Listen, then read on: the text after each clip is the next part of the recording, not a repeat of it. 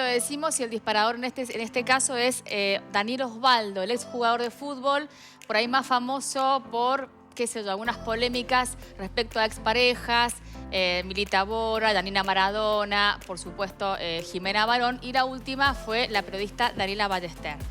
Salió en las redes una vez más su ruptura, pero luego de esa ruptura salió él mismo, y eso es lo nuevo, hablando en las redes acerca de su salud mental vinculada a las adicciones, comentando lo difícil que se le hace realmente poder seguir adelante. Es la primera vez que se lo ve hablando en las redes de este tema, seguir adelante, con esto de tener una salud mental. Él dice, habla de depresión, que lo llevó a las adicciones. Si te parece, escuchamos el siguiente videíto en la voz del mismo.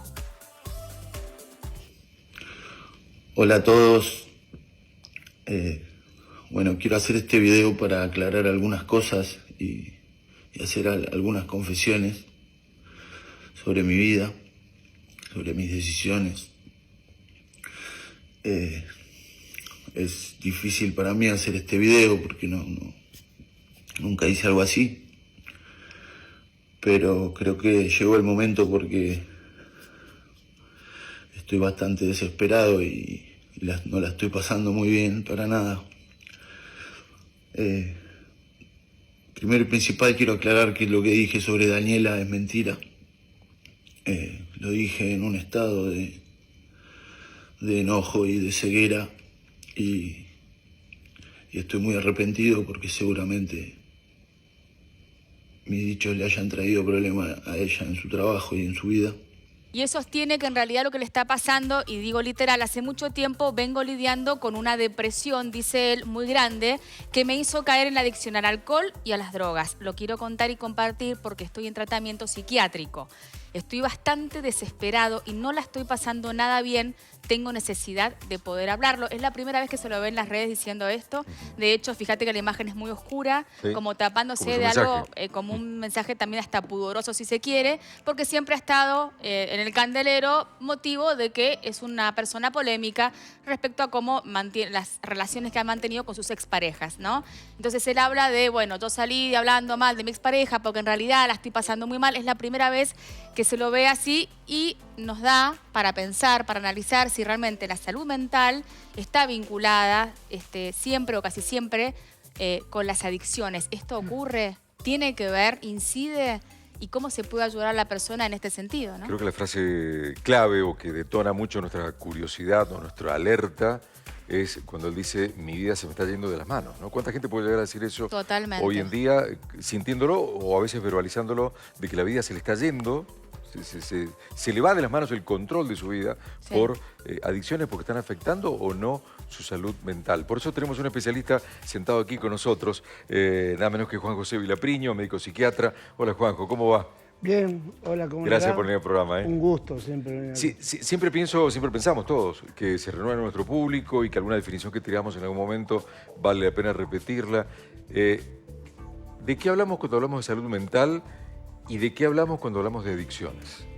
En realidad, como lo planteaban recién, se puede, digamos, mencionar el tema salud mental y adicciones, pero en realidad se menciona la enfermedad mental y adicciones, ¿no? Y en ese sentido, la concurrencia de los dos fenómenos, las adicciones y la enfermedad mental, le digo a la gente, depresión, psicosis, trastorno bipolar, trastorno de ansiedad generalizada y muchas otras, pero esas son las más frecuentes con las adicciones, es una dupla que es sumamente frecuente. De hecho, en Argentina no hay estadísticas nuevas, hay del año 2014, pero las de 2014 ya marcaban que de la cantidad de pacientes en tratamiento con adicciones que tenían la patología psiquiátrica comórbida, eran aproximadamente más del 82%. Y hay cifras a nivel mundial que hablan que el 90% de las personas que consumen tienen una patología psiquiátrica comórbida, una de estas que mencionábamos. Después viene el tema de plantear qué fue primero, el huevo o la gallina, porque se pueden dar las dos cosas en realidad. se da generalmente que el paciente puede empezar a consumir y luego caer en depresión, en una psicosis, que se gatille, no que caiga, pero que se gatille un trastorno bipolar, que se desencadene un trastorno de ansiedad generalizada, o puede pasar al revés, que tengan depresión, trastorno bipolar, trastorno de ansiedad generalizada, y unos de las drogas con las que más se automedican es el alcohol y en menor frecuencia la cocaína. Pero el alcohol va en punta en cuanto a drogas por las cuales los pacientes con trastornos psiquiátricos se automedican. Eso se le llama automedicación. ¿Y ahí qué pasa, lo que es poco doctor? común, perdón que te- Sí. lo que es poco común es que uno lo asimile. Digo, porque la mayoría de la gente que usa estas drogas como método de escape, más el alcohol, digo, es como que no relacionan quizás el problema de la depresión o el problema psiquiátrico con esa vía de escape, digo. Excelente lo que planteas, porque yo lo iba a plantear después, así Bien. que ahora ya no me queda otra que adelantarme. Perdón. Es tal cual. ¿Y cuál es para mí ahí lo que ha pasado? Primero preguntarse, ¿por qué lo plantea? ¿Por qué lo plantea ahora? Porque esto en realidad comenzó mucho antes. Sí. Y una de las explicaciones sería que como sociedad nosotros por ahí tenemos asimilado que se consume para pasarla bien, que las drogas son recreativas, de hecho muchos le llaman recreativas, por ejemplo alcohol, la cocaína, ¿sí? El éxtasis, todos los que son las drogas de diseño. ¿Cuál es el tema? Es que la clínica, o sea, el seguimiento de todos estos pacientes te indica al revés, que al comienzo es algo recreativo, placentero, pero al poco tiempo que ya vienen con el consumo, o sea, con el consumo continuo, se transforma en algo absolutamente desagradable, de mucho malestar. Entonces terminan consumiendo no para pasarla bien, sino para no pasarla mal o para no pasarla tan mal. En el caso de Osvaldo, una periodista de espectáculos dijo que en realidad ella consideraba que era un psicópata narcisista, ¿no? Más allá del juicio de valor de una periodista X, hay un trasfondo también de personalidad que puede impulsar. ¿Y qué sería un psicópata narcisista? Porque uno utiliza palabras que desconoce.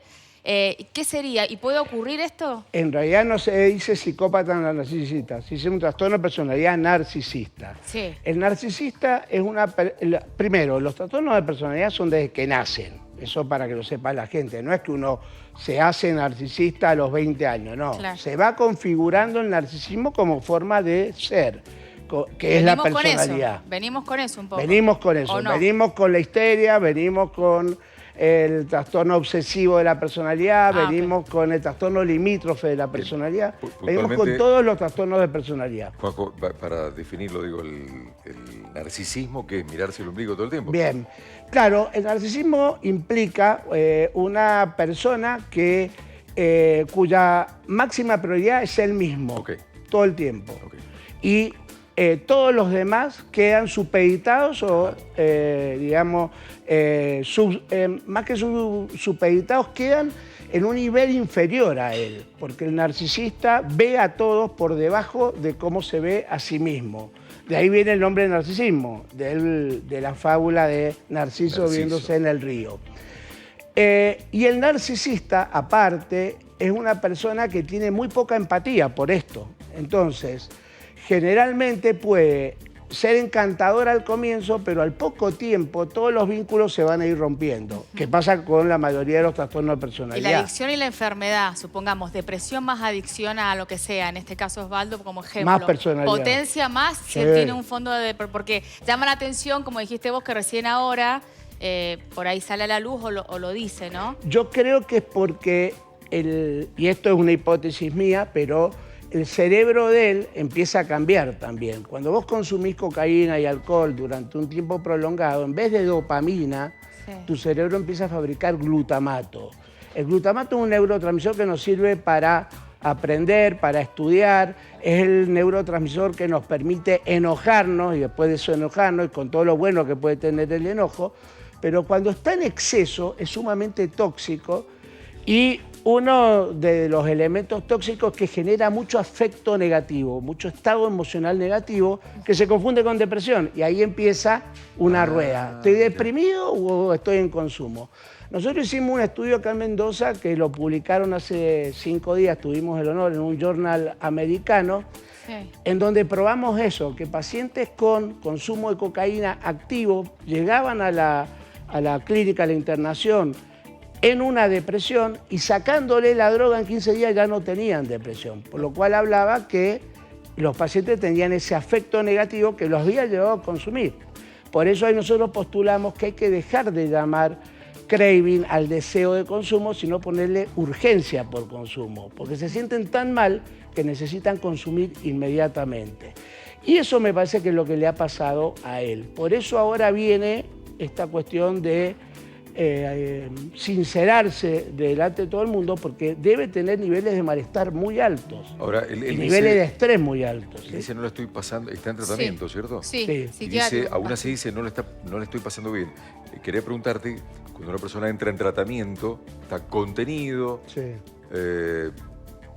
igual la sigue pasando mal. Digo, ¿cuánto dura el proceso? Hay diferentes etapas. Por ejemplo, la desintoxicación pura, que es que deje de consumir totalmente, generalmente se hace bajo internación, porque por esto del malestar, si ellos dicen que, le digo siempre yo a mis pacientes esto, vienen y me dicen, yo le juro, doctor, por mi hijo y por mi mujer que no voy a consumir. Y digo, yo te creo el juramento, pero no lo vas a poder cumplir. Porque en el primer momento donde hay un pico de estrés, ese cerebro ya está formateado para ir a consumir. Esto es lo duro que a veces tienen que entender los pacientes y sus familias, ¿no? Sí. Entonces, para desformatear, tenés que lograr que esté en abstinencia. Entonces, se interna 15 días y luego viene un proceso muy complicado, que son los primeros 3 meses, que ya no es desintoxicación, es deshabituación. O sea, se tiene que adaptar el paciente a que no va a tener la droga, y requiere cambiar una serie de conductas, una serie de formas de vincularse con su familia, que es un proceso que es muy complejo, pero es crucial. De hecho, en los tratamientos, hoy por hoy, tiene que estar incluida la familia, no para apoyar nada más, como como un elemento más en ese tratamiento. Claro. Porque el vínculo termina siendo, digamos, adictivo con la madre, con el padre, con la esposa, y hay que trabajar todo eso. Pero no todo tipo de adicción genera el hecho de terminar en una internación, digo. ¿Cómo se manejan aquellas personas que son adictas a algo que por ahí quizá no requiere internación y cómo se lo ayuda? Porque por ahí no todos terminan en internación, supongo. No todos terminan en internación, pero los que no optan por lograr un cese, el camino se les va a hacer mucho más largo y mucho más dificultoso. Aunque haya ayuda terapéutica ahí, por más que esté acompañado. Sí, por más que esté acompañado, lo que pasa es que lo que vos no podés monitorear es esa aparición del estrés que te va a llevar a consumir. Y la recaída, en la medida en que ese cerebro no esté limpio, vos no podés tratar bien la depresión y la ansiedad y la misma adicción. Es un cerebro que está influido por una toxicidad interna, esos neurotransmisores que en exceso terminan afectando todo el funcionamiento. José, hay una pregunta de la gente que nos llega que dice, nadie sabe con qué característica de personalidad llega hasta que no se le desarrolla o se le despierta en algún momento, ¿no? Sí. Consumir alguna sustancia, sobre todo si es una sustancia ilegal, llamada ilegal, o drogas duras, acelera que aparezca esa personalidad o esa característica, ese rasgo. Acelera y la exacerba. Por ejemplo, hay drogas como la cocaína, el alcohol en determinado momento también, que exacerban todos los elementos agresivos de exaltación, de impulsividad y de falta de racionalidad en todo lo que hacen. Entonces, ese tipo de sustancias obviamente empeora todo y también puede, más que hacer parecer, poner más de manifiesto a esa personalidad. Eso sí, igual que la patología. O sea, todas estas sustancias, si no son debido a la patología, sí gatillan la aparición de la patología. Esto es lo que decía yo, que fue primero el huevo o la gallina. Juanjo, ¿y el problema es el consumo o el exceso de consumo? Bueno, otra pregunta muy interesante. Hoy por hoy se han derribado varios mitos que habían de antes. Sí. En este momento son muy pocos las personas que consumen todo el tiempo ese famoso paradigma de el alcohólico que va por la calle todo el día embriagado. No, ese tipo de forma de consumo ya casi no existen. Hoy por hoy el consumo suele ser periódico, suele ser bastante, digamos, anárquico, se consume un fin de semana, después no se consume en 20 días. Entonces lo que se mide no es cuánto vos consumís, sino qué grado de disfunción tenés cuando consumís. O sea, si un fin de semana consumís de una manera tal que te ponés en riesgo vos, ponés en riesgo, digamos, a los demás, o llevas a cabo acciones que después terminan perjudicándote de una manera significativa. Eso es lo que se mide hoy. Y no tanto si toma tanta cantidad por semana, sino lo que consume, aunque sea esporádicamente, pero que le genera un montón de problemas en la vida cotidiana. ¿Qué pasa con lo que está normalizado? Digo, las drogas comunes, que están alcohol, cigarrillos, legales. Y hay una gran preocupación, y más en los mendocinos, hace poquito fue el UPD, el famoso último primer día de los chicos, y hay un terrible consumo de alcohol en chicos adolescentes. En su caso, ¿qué es? ¿Diversión o es una vía de escape? ¿Se puede generalizar, no? ¿Qué pueden hacer los padres? Yo creo que hay mucha preocupación. Se mezcla todo lo que estábamos planteando antes. Puede ser en algún momento diversión, también puede ser una forma de lidiar contra el estrés, la tensión y los problemas que también tienen los adolescentes, porque no es que no los tengan. Y es algo que se ha naturalizado mucho en la secundaria. De hecho, a nosotros nos piden en la secundaria que vayamos a hablar de justamente estos temas, porque ya los ven de una manera muy grave. Inclusive escuelas de diferentes niveles sociales. No estamos hablando de qué sé yo, de un nivel como más pobre o con más necesidades no satisfechas. Estamos hablando de segmentos AB de la sociedad, de esos colegios que también tienen problemas muy graves con el consumo. Para mí el consumo va ligado con la forma de vivir. Vos no podés desligar el consumo de la forma de vivir. Entonces, si vos tenés una forma de ser en el cual necesitas que los demás te ayuden, te auxilien, o sea, sos dependiente emocionalmente, vas a terminar siendo dependiente a la droga, al juego o a alguna conducta. Que es diferente a pedir ayuda, ¿no? O sea, el dependiente no es, o sea, pedir ayuda está bueno siempre, ¿no? Dependiente emocional se refiere a aquellas personas que desde niños necesitan del auxilio, la intervención de los que los rodean para resolver sus problemas. A eso se le llama dependencia emocional. Esas son las personas que tienen mayor como riesgo o vulnerabilidad para después hacer una adicción. Porque la droga después ocupa el lugar de esa persona que le resuelve el problema. O sea, papá, mamá no dejan que yo me angustie. Papá y mamá me ven angustiado y me dan algo para que me calme. Después ese mismo modelo se hace con el alcohol, se hace con la cocaína. Para no salirnos de los jóvenes, ¿qué conductas los sacan de eso? Siempre se ha dicho, mira, el deporte... Autonomía, deporte, autonomía. ¿Qué es autonomía? Autonomía es ver a los... No quiero hacer una escuela de padres esto, pero bueno, tiene que ver con lo que yo veo todo. Sí. Yo hace 30 años que trabajo en este tipo de problemática. Entonces, autonomía significa, vos ves a tu hijo angustiado y le decís, yo estoy acá, pero lo tenés que resolver vos. Yo te acompaño, pero el problema es tuyo y vos lo tenés que resolver. ¿A partir de qué edad podemos darles autonomía? De los 3 años.